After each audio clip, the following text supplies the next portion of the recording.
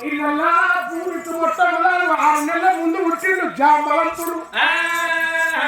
ఒక్క రోమానికి ఒక్క సీమ ఒక రోమానికి 1000 ఏళ్ళు బాగుండేట జాంబవంతుడికి.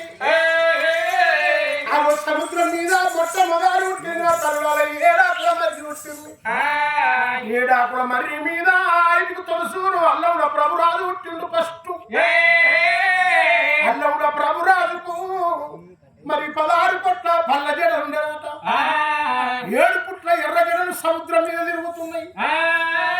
ఈ సముద్రం మీద నీళ్లు తడల మీద ఈ ఎంటికలు కురులు తిరుగుతుంటే మొట్టమొదలు జలము లోపల పుట్టింది. ఒక్కటి జలబుగ్గ పుట్టింది.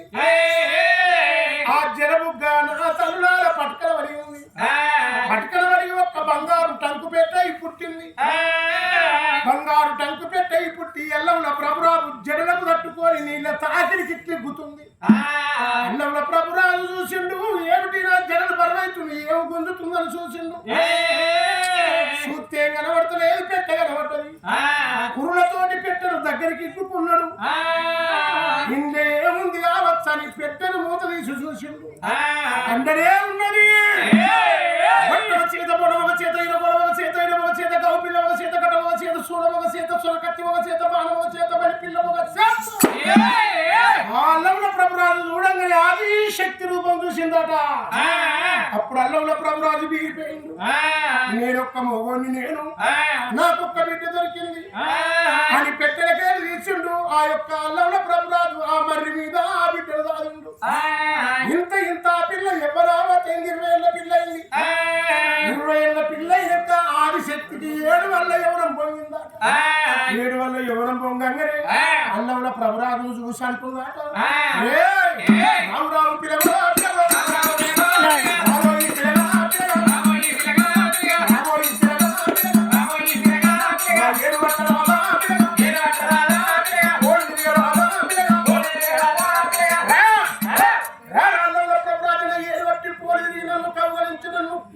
కోరిక తీర్చడం పడబడ్డాయి.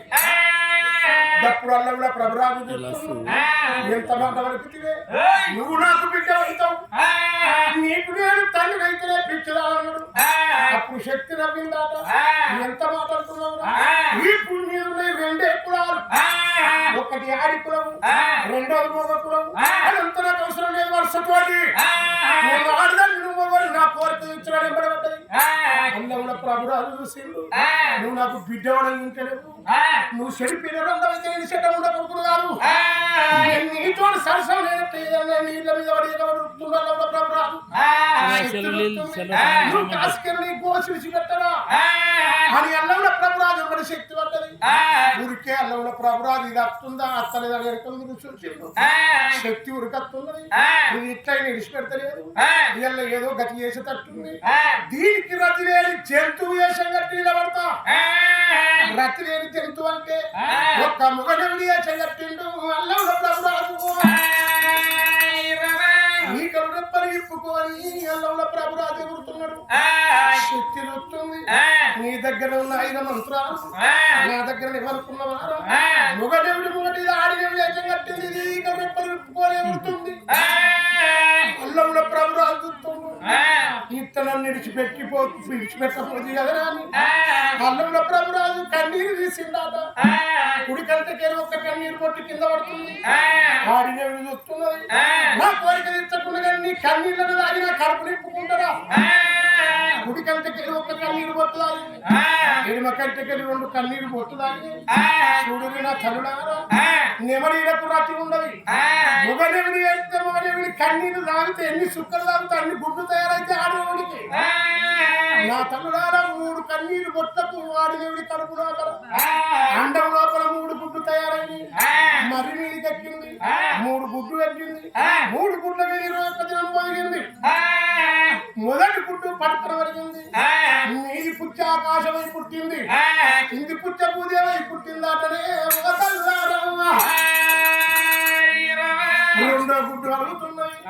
2వ గుడ్డులకెళ్ళి భూమి మీద ఎన్ని జంతువులు, ఎన్ని జాలాలు, ఎన్ని కీటకాలు, ఎన్ని చెట్లు, ఎన్ని గుట్టలు రెండో గుడ్డకెళ్ళి పంచభూతాలు ఉత్పన్నమైంది మూడో గుడ్డు అడుగుతుంది పరీక్ష ఒకటి చూడుర్రి గుడ్డు లోపల 3 రకాల నీళ్ళ ఉంటది తెల్లవర్ణం నీళ్ళ లోపల బ్రహ్మదేవుడు పుట్టిండు నీలపు రంగు లోపల సాయ లోపల విష్ణు అంటే నారాయణ మూర్తి పుట్టిండు పసుపు రంగు సాయ లోపల పరమేశ్వరుడు అంటే శంకరుడు పుట్టిండాట పరమేశ్వరుడు అంటే శంకరుడు పుట్టిండు ముగ్గురు పేరు పెట్టుకున్నది మరి మీద ముగ్గురిని త్రిమూర్తులను దాగింది ఇంత 20 ఏళ్ళ త్రిమూర్తులు పెద్ద పెరిగారు 20 ఏళ్ళ పిల్లగండ వరకు దీని కడుపులు అంబరపడి దీని కాళ్ళ ముగ్గురు చూస్తే మళ్ళీ 7 వల్ల ఎవరు పోయింది మొట్టమొదటి బ్రహ్మని చూసింది